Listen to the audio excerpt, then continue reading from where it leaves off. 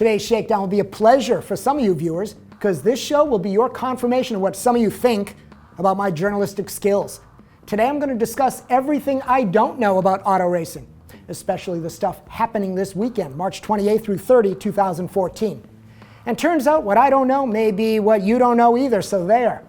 But what the hell am I talking about now? Well, how about Formula One and Infiniti Red Bull Racing returning to action with Race 2 in Malaysia?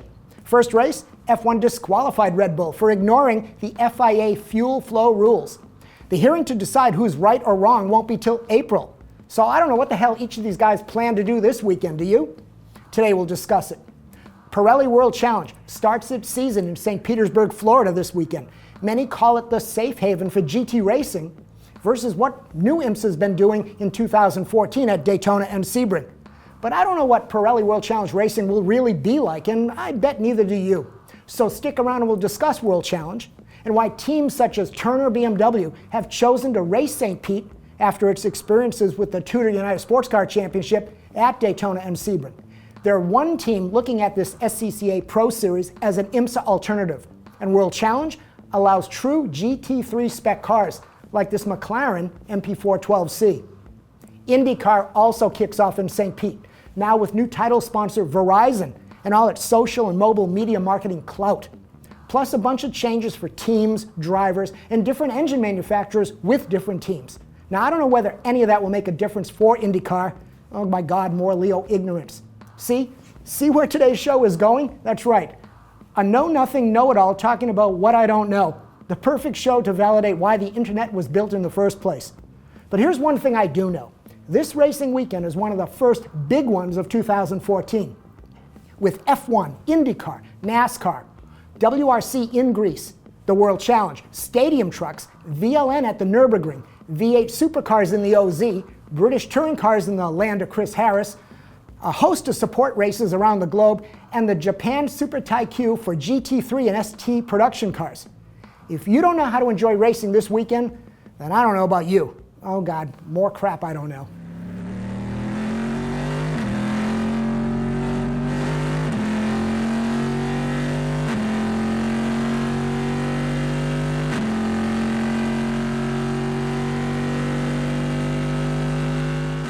Everything I don't know about auto racing this weekend. Let's get right to F1, but ignore the Red Bull controversy for a second, because Malaysia, being a different type track versus Race 1 Australia, and with different weather, could show us a re-ranking of team performance and a revised pecking order of who knows how to run this new micro-engine turbocharged energy recapture hybrid electric technology, and who still doesn't. Malaysia is high speed and tricky corner combinations. As such, it's all about the right downforce and aero balance versus the mechanical balance priority that defined Australia. So different chassis designs and team setups may shine differently in Malaysia.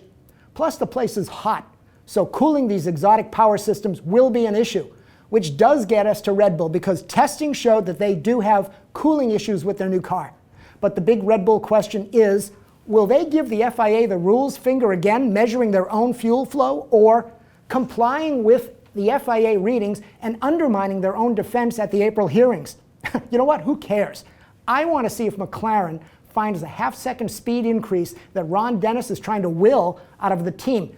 And is Ferrari better or about to become the best drama queen in the paddock?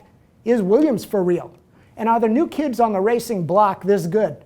And more racing, not political questions. I want to see the racing. What do you think that you know about F1 Race 2? Comments, please. Because on this show, I don't know what the hell I'm talking about. But I do know to mention prayers and condolences to the families of Malaysia Flight 370. F1 will honor them too during their visit. Now in the US, IndyCar fans want to make sure that we all know that they think the racing action is great. Okay, but I don't know, and I don't completely agree. And contrary to the theme of today's show, I do know, talking to the drivers, that the Dallara DW12 Indy car is still far from the right race car. So I do know that I feel for those racers. And the series wants these still unbalanced, aerodynamically awkward cars to go faster. Now I don't know what they're thinking. By the way, there's a new Indy Lights, the development series race car that's coming, and it looks like the designer, still Dallara, still knows what an Indy car should look like. And I do think IndyCar looks pretty smart, getting Verizon as the title sponsor for the next 10 years to help promote the series. So it's phone wars in US racing, NASCAR Sprint versus Verizon IndyCar. And there are changes within the teams. The IndyCar link is below. But the main changes could be simplified to say Tony Kanaan is with Target Racing. Sitting in the seat, Dario Franchitti had to reluctantly vacate for his retirement-forced health reasons. Target is Chevy Power versus Honda. Andretti Autosport made the opposite switch to Honda. Honda is now running twin turbos versus that big single turbo they used to, and they've moved the turbo plumbing as far forward as possible to try to help that DW12 sadly wrong too much rear weight bias problem. Chevy has new internals and calibration. Everyone has more horsepower, better drivability. Juan Montoya has left NASCAR for Penske IndyCar. The three big teams, Ganassi, Penske, and Andretti, are still the three favorites. Rahal is racing with National Guard in a Red Bull lookalike car, on track and in the courtroom, so they have that in common too. IndyCar has a whole new point system, a new qualifying format for the Indy 500, and a road race at the Indy Speedway to make the month of May even more exciting. Plus, the season is compressed to end in August before NFL football gets going. 18 races, a few double headers, all in 5 months, 20 weekends. Now, I don't know, maybe that'll all work out.